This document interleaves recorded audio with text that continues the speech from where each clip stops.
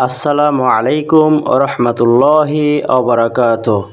আজকের ভিডিওতে আমরা জানতে যাচ্ছি এতিকাফ সম্পর্কে।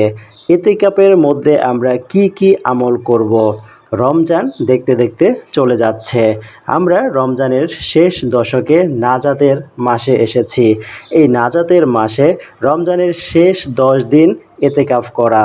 এতেকাফ হলো আপনি মসজিদে অবস্থান করে আল্লাহর ইবাদতে সব সময় মশগুল থাকবেন। এতেকাফের মূল লক্ষ্য হলো বেশি বেশি ইবাদত করা। আসুন আমরা জেনে নেই এতেকাফের সময় আমাদের কি কি করা উচিত বা কি কি করব। 1 নাম্বার, আমরা বেশি বেশি করে কোরআন তেলাওয়াত করব, ধীরে ধীরে পড়ব, অর্থ বোঝার চেষ্টা করব এবং যদি সম্ভব হয় তাহলে তাফসির পড়ব।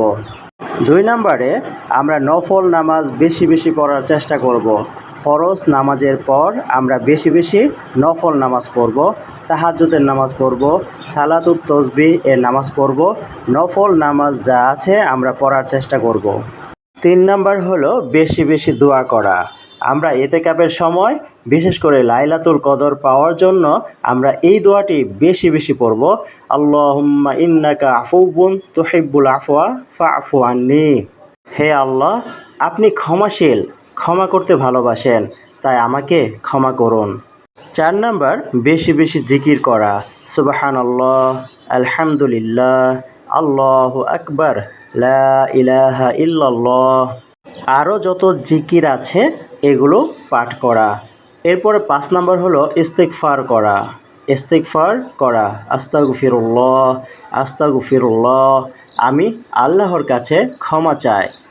6 নাম্বার, বেশি বেশি দরুদ পড়া, কেননা দরুদ পড়া অনেক ফজিলতপূর্ণ।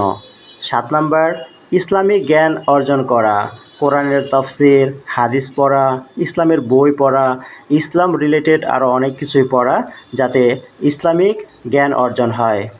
এরপর সর্বশেষ হলো নিজের গুনাহের জন্য তওবা করা। নিজের গুনাহের জন্য তওবা করা, নীরবে বসে ভুলগুলো মনে করে আল্লাহর কাছে ক্ষমা চান। আসুন আমরা সবাই ইতিকাফের সময় এই আমলগুলো করার চেষ্টা করি। আল্লাহ তাআলা আমাদের সবাইকে কবুল করুন, আমিন।